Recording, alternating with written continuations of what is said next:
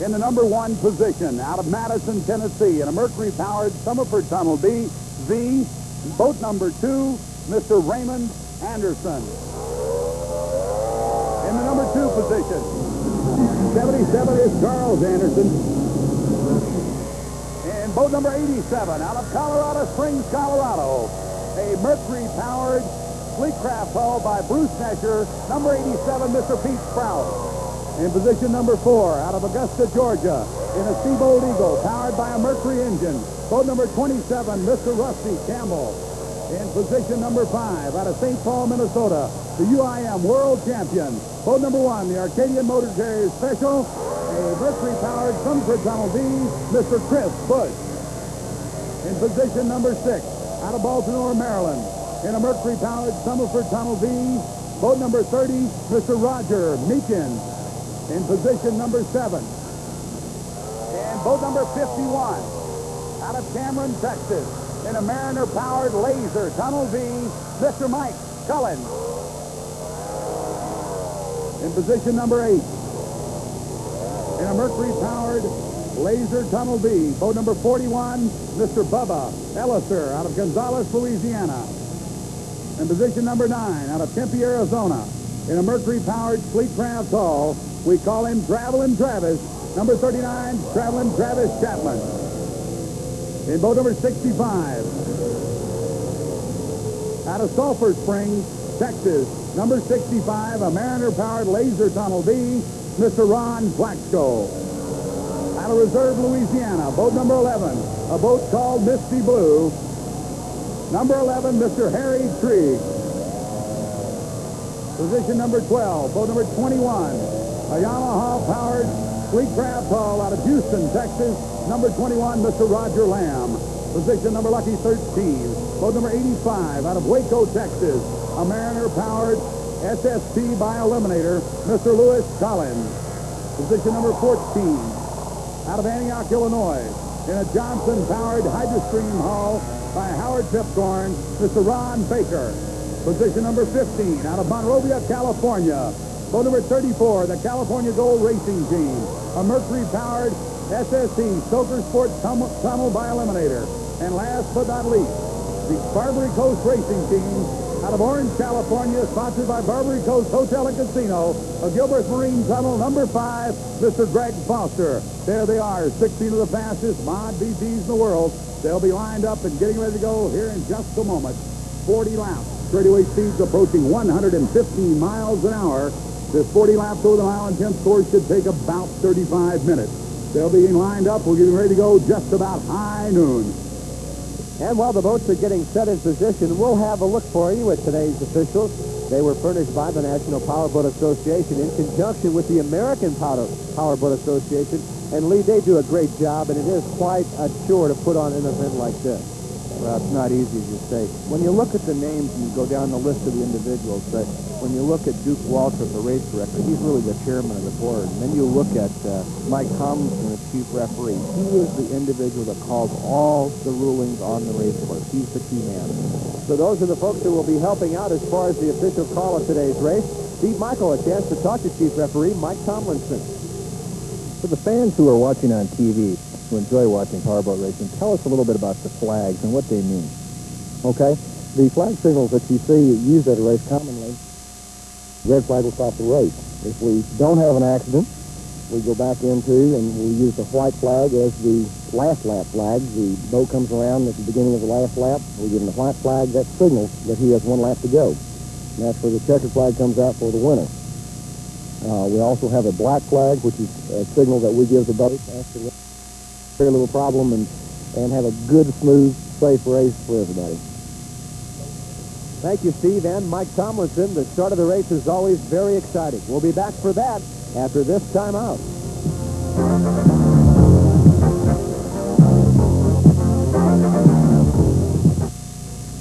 Exciting, really exciting.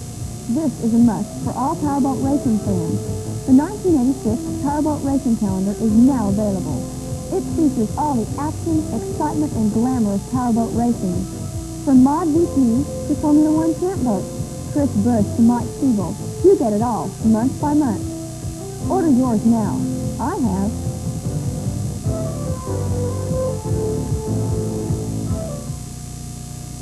Donald Kendall.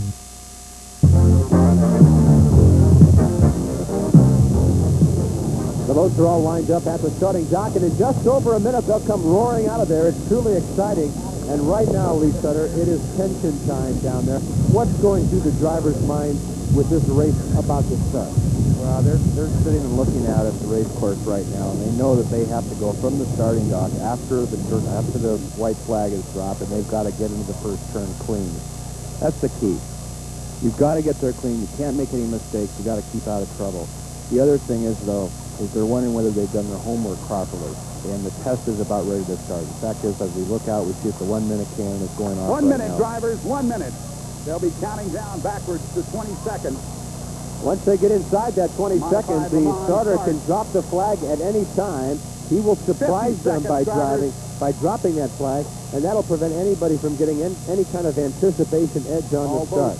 You can see they are all lined up down there on the starting 40 dock. seconds, drivers. Well, when they come roaring out of there, Lee, it is some sight to see and some sight to hear as well. The reason they eliminated the countdown, the 5, 4, 3, 2, 1, 0, is in Europe we used to race there, and they would start at about 3 seconds, and all the Americans were sitting at the dock. And so we decided to eliminate that here in the States. Total surprise in the start. It'll be a good start. 20 seconds and the flag is Flag up. is up. He can start it at any time now. Starting for the National Powerboat Association. Drops the flag at his discretion. And There they go. We'll see who is the first out towards the first turn. And it looks like number 2, Ray Anderson. He was off the dock first in his blue and yellow SPV. And that first turn getting there is so important, Lee Sutter. Well, see, if you can get there and get the inside track, you're really out smooth sailing. But remember, when you come around for the second lap or the start of the second lap, you're going to run into a lot of rough water. So the key is to keep clean, keep out of the rough water. There's your leader at this point, number 2, Ray Anderson out of Madison in his blue and yellow SPV. He has the lead on the backstretch.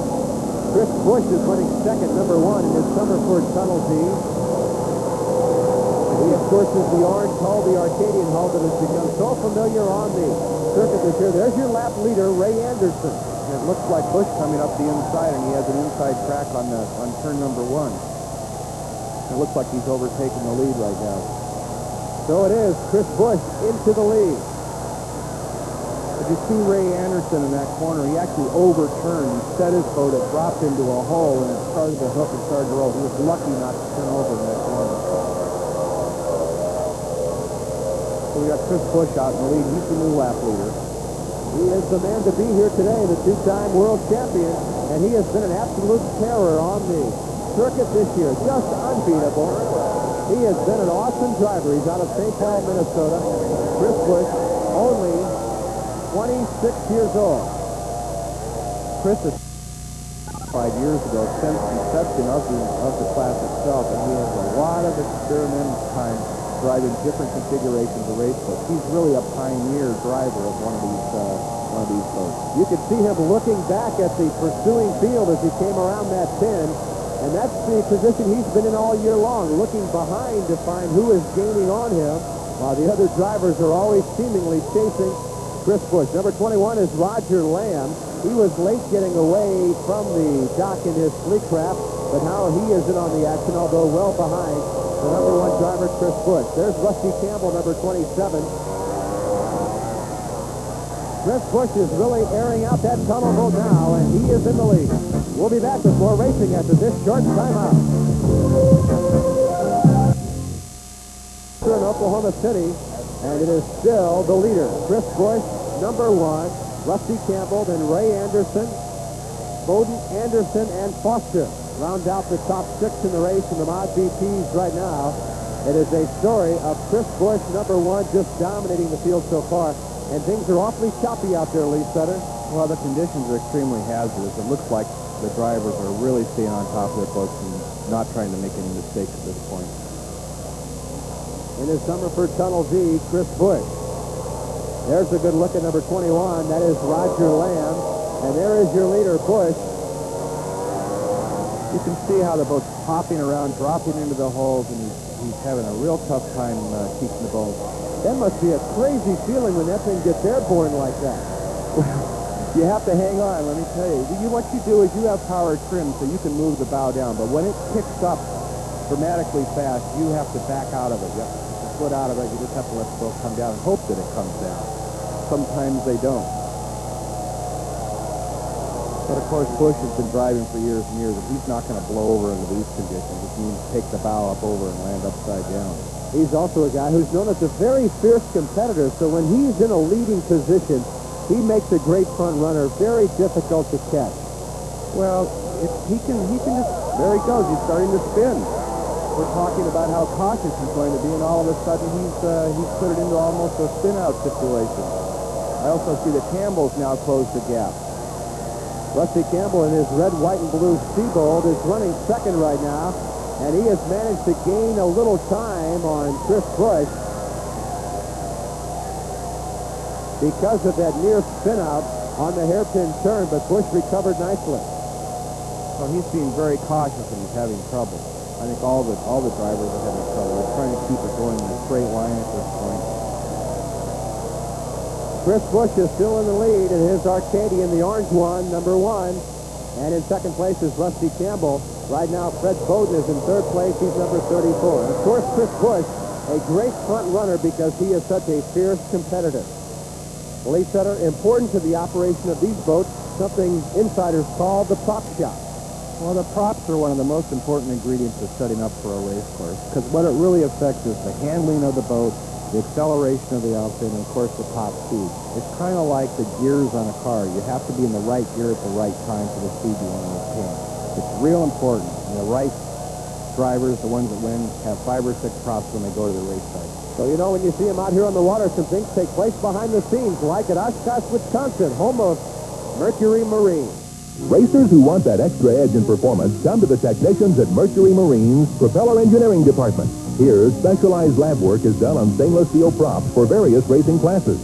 These propellers have different pitches and diameters and can be customized for the driver to help him obtain peak performance from his boat and engine. The finished work on a single blade can take up to 4 hours as the technicians make adjustments in the blade thickness, edge, pitch, and cup of the propeller. Mercury uses an expensive dual bumping system to ensure the cups and leading edges are of consistent high quality. The importance to a racer of having the proper propeller cannot be overemphasized. Since the prop is the primary connection between the engine and the water, it must be selected for the particular job it is to perform. Drivers usually carry several spares and will frequently change props depending on the elevation, climate, and type of water in which they're running. Most racers in this class use a 3-bladed cleaver design propeller. This prop is best suited for elevated engines where the propeller blades run in and out of the water. The cleaver design helps lift the tail of the boat for better surface running. The blades must be made as thin as possible to minimize water drag without losing strength. Even slight propeller damage can cause a loss of speed. Stainless steel is used because it provides excellent corrosion resistance and about 5 times the strength of aluminum. Racers who want to prepare for any circumstance carry numerous props in their support vehicles. This can represent quite an investment as prices for these props run from $400 to $600 apiece. The propeller affects every phase of a racer's performance: handling, riding, comfort, safety, acceleration, engine life, fuel economy, and speed. Right now, Chris Bush experiencing plenty of speed in that Mercury-powered Summerford Tunnel V-Hull, sponsored by Arcadian. He's running number 1 right now. Well, he's in control of the race. There isn't any doubt about it. He's running just beautifully as he's rounding down turn 2 going into 3. He just passed Charles Anderson, who's dead in the water. Something's happened to Charles. He is in his so-so. Anderson also in a Summerford Tunnel V, the same model that is leading the race right now, and Chris Bush in control. There's number 41, Bubba Ellister, not among the leaders at this point. Some of the action involving the other boats. And there's number 46, Ron Baker. The yellow caution flag is up because of that boat dead in the water. They will continue racing, but they will race with caution to avoid that boat that is out of commission and in trouble right now. So your leader with the yellow caution flag up is still number 1, Chris Bush. More racing coming up in a moment.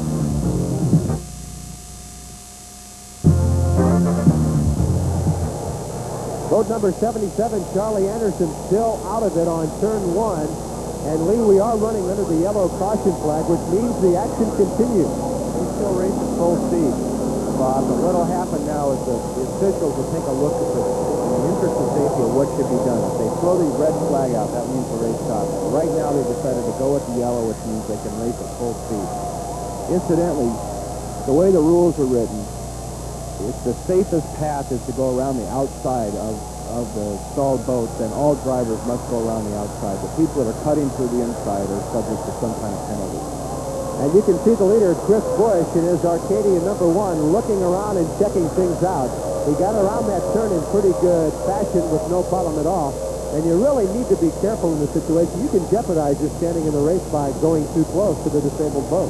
Well, when it's so darn hazardous out there with the wind and the roughness of the water, the boat could actually drop in and hook and ram right into the stalled boat. Also, the reason you're supposed to go around the outside is obvious. Here comes a 20-foot aluminum safety boat that wants to rescue the stalled boat and tow it to the inside of the course so they can drop the yellow and resume racing.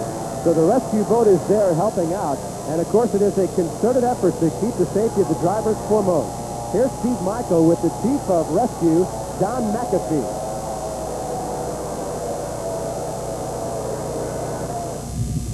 Something that the drivers don't like to think about, but is very necessary here at the Mod VP this weekend, is Don McAfee, and his job here is Chief of Rescue. Tell us a little bit about the job that you are entitled to do and what kind of experience you've had in the past. Well, I started out racing boats about 15 years ago and got to the point where I couldn't afford it anymore, and I had a real good friend that got hurt seriously in an accident, and nobody knew what to do, and I decided to learn something to do about it. I'm certified as an EMT with the state of Texas. I worked as fireman for about 5 years. I've worked with the National Powerboat Association for 3 years. And my basic job is to coordinate all the rescue efforts between what the local sponsors can furnish for us and what we bring in, our own paramedics and such as this. And I see that we work together, and we don't really care how it gets done, just so that the best rescue available is afforded to the drivers. Don, I know you've had a chance to race on this lake many times before. You take a look at the conditions. What do you think of it today? This time of year, a north wind on this lake is very unusual. I had seen the water off a north wind go completely over this dike behind us, but that was in October. Normally the wind is out of the south. It's usually pretty strong. It's rough out there right now, very rough. Don, I tell you what, we're on a floating dock here. The water's coming up near our shoes. Before we let you go, tell us a little bit about the boat behind here that you're stationed with. It's really a special kind of vehicle, isn't it? Well, Nick Cripps got interested in rescue because of his own accidents, and he researched and found out that nobody had a boat that was really good for water rescue, such as what we encountered. So he put one together, designed it, and had it built, and loaned it to us with him to drive it, and we use it on the circuit. It works very well. It's not the prettiest thing in the world, but it is extremely functional, and it does just exactly what we want it to do. Where is the boat stationed during the race and qualifying heat? We usually stay somewhere in the middle of the course. We try to have a diver or diving crew on each end of the course that is medically trained, and their responsibility is to get in the water and assist the driver and stabilize him until we can get there. We can normally respond from dead idle to the site of the accident in 30 seconds. Don, thanks for taking up your time with us, and may you have a very quiet afternoon. Okay, thank you. I hope so. St. Louis, we picked up 12, and I don't want that again. St. Louis definitely was an interesting race back in August when there were wrecks all over the place in the tight Merrimack River Lake course. And right now, Charlie Anderson's boat is being towed out of there, so he is out of the way, and that enables everybody to keep on racing, including your lap leader, number 1 in his orange Arcadian, Chris Bush out of St. Paul, Minnesota. He is running smooth and easy right now and still in control of this race. You know what happens is sometimes in the smoother conditions there's a lot more wrecks in the rough conditions. What they do is they drive with caution in rough water. They know that it's going to be extremely hazardous out there. When the water lays down, they seem to drive a lot harder and they get themselves overextended beyond their limitations of their ability. And it causes some problems. And that's why they have a lot of wrecks in St. Louis, because it's extremely smooth. You saw a moment ago that view from just in front of the straightaway, in front of the crowd, as they come down the near side. Some of the choppiness of the water here at Lake Overholser outside Oklahoma City. It has been a very choppy day and a choppy race. But this man, ever since the first lap, has been in control. That is number 1, Chris Bush. Well, he's still on top of his race. It looks like he's got it in the bag, so to speak. Look out, there's a wreck out there. Yeah, we've got a wreck here. It looks like boat number 5, and that belongs to Greg Foster of Orange, California. He is in the water, as you can see. He looks like he's okay right now, but it looks like he came around the pin and just turned over there, and obviously the red flag will now come out. And they will go with utmost caution around the course and try to not hurt him. Now, what they'll do is they will raise the red flag. The race has been officially stopped. It looked like in turn one, what he did is Greg went into the corner a little bit hot, and he hooked it in a wave, and it just dropped into a hole, and it spun around and rolled over, and tore the boat to pieces. There's debris all over the race course right now. There's the red flag I was referring to. So the race is officially stopped. What they'll do is they'll go to the center of the course and try to get to Greg and get him on the litter that we just talked about. A timely interview that was with Steve Michael. Here is your current position. Chris Bush is number one in boat number one. Rusty Campbell. Then comes Fred Bowden. They are the top three in the race, and that is the way it stands right now with driver Greg Foster in the water. Foster is 25 years old out of Orange, California, driving a Gilbreth Marine tunnel boat, a GMT, and he is hanging on there until the safety boat can arrive. Well, it looks like he has movement, which is a good sign. Looks like his boat is having movement towards the bottom, too, which is a disaster. It looks like that they're moving away from Anderson and going over to the wrecked boat and trying to do a rescue right now. So the rescue boat has been very busy with Charlie Anderson and his boat disabled a few moments ago, and then a driver put into the water because of a wreck, Greg Foster. They will get him up into the boat now, so the race has been stopped, and we'll be back to see if we'll restart.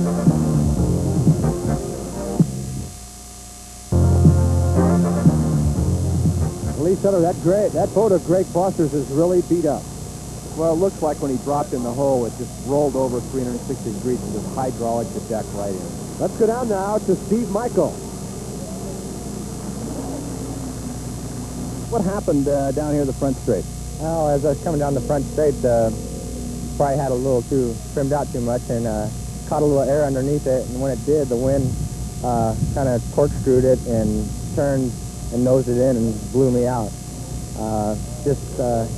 Can't run them that high, and it's not much, next time I just got to drive a little careful there and keep it down a little more. Hey, you made a super start. You started in last, and you found yourself working your way through the pack. Obviously, you know your way through this rough water pretty well. You look pretty good out there. Thank you. I was lucky to get up there that far, that quick. Just the right things happened at the right time, people were bunched up, and just had to drive through the traffic and try to do the best I can, Well, Greg Foster's day ended up in the water. A lucky man he is.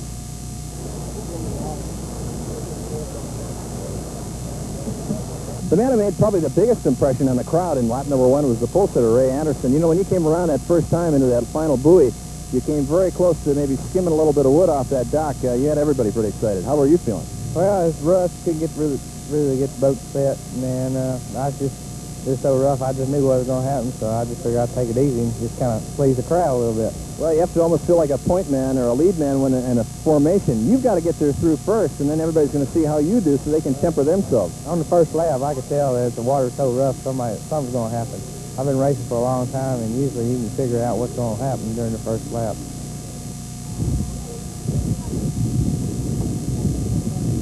Charlie Anderson, another driver that had the fans off their feet. Tell us exactly what happened. You spun out, didn't you? Yeah, I spun out. The water's just too rough out there. I went into the turn and caught a big wave with the left sponsor, and it just hooked and spun me around. And the motor sucked in some water and killed it. Well, I saw you waving your arms frantically. What does that do? I just wanted to signal other drivers that I was dead in the water and try to get a towboat over there to get me out of the way. Well, changing conditions saw you start to drift a little bit out of the apex of that turn. You really want to be close to the apex. You want to drift out farther as it goes on. You probably want to drift out further. In water like that, you just can't turn a boat, and hook it around that buoy because it's, do exactly what I did. It just caught a wave and just spun me around, and then you're out of it then. When you're sitting there helpless in the water, I noticed you were motioning frantically to get the support boat over there. It seems like it takes an hour or two, doesn't it, when you're sitting there? Yeah, it seems like it's a long time. I was just, more concerned in getting out of everybody's way because I was right there in the way, and they was having to go around me on both sides, and I was just wanting to get them to hook a rope on me and pull me out of the way.